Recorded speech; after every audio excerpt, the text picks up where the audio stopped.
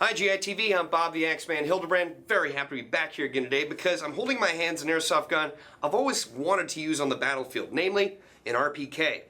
Now what this one actually is the Echo One Red Star OMG, which does not stand for Ermagerd. It actually stands for Offensive Machine Gun. But before I get into too much detail on this airsoft gun, I want to give you a little history on the real RPK.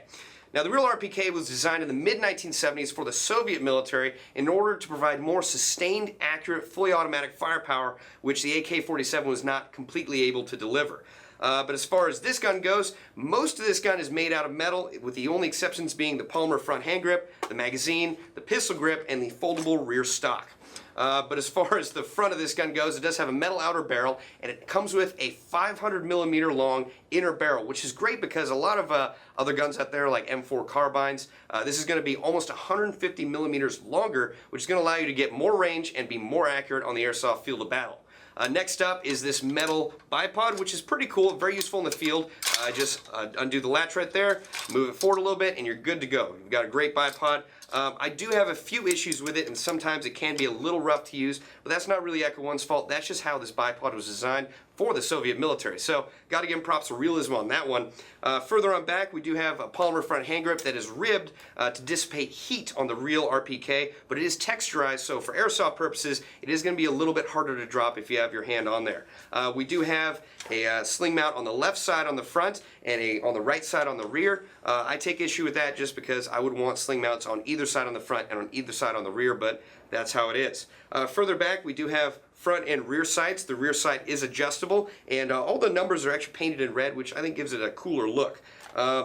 Now, we also have a very realistic and functional bolt charging handle, and it is made out of metal, and it's quite a bit of metal. It feels very satisfying to pull back and release.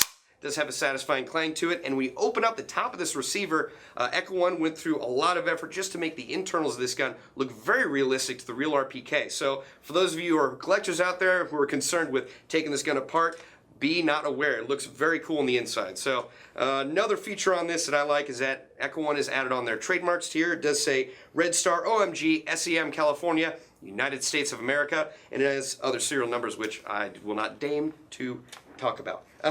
Next up, we do have a fire selector on the right side. It's not ambidextrous, so lefties beware. All the way up at the top is safe. Further on down is fully automatic, and then all the way down is semi-automatic. Now, this gun comes with not one, but two 800-round high-capacity magazines. So that's pretty awesome. So right out of the box, you're going to have 1,600 rounds of BBs at your beck and call. So that is very good. That's definitely something I'd want for a light machine gun or a squad automatic weapon right out of the box. Further on back, we do have a pre-cut rail mount for AK-style optics. Basically, if you buy an aftermarket rail system or rail mount for this, you just slide it right on there. You can attach any optic you want to the top or other AK-style optics, and that's probably the upgrade I would first go with, is some sort of optic for this gun.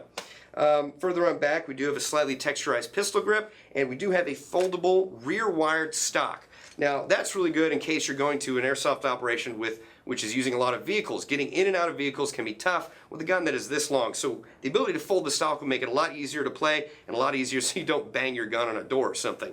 But also, if you have a lot of regular rifle-style cases, you won't need to buy an extra long case for this because you can just fold the stock and put it in your regular case. So that's very useful. Now, I believe that's about all the external features on this gun. So I'm going to go over a little bit on the internals.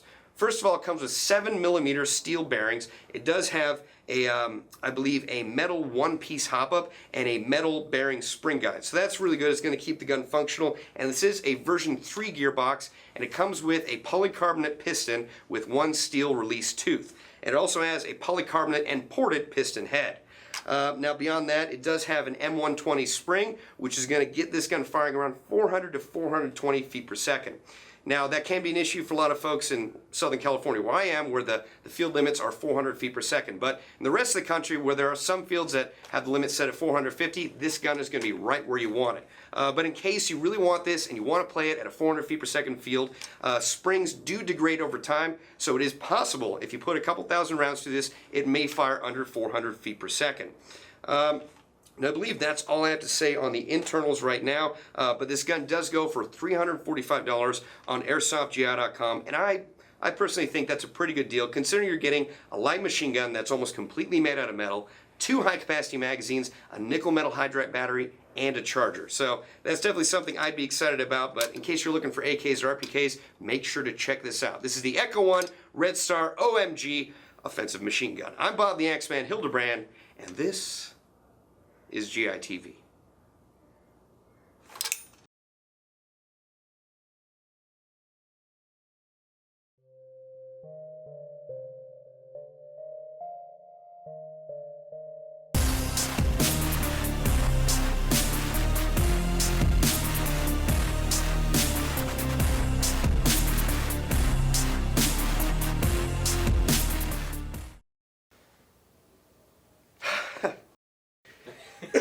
Make yourself laugh. A little bit, yeah.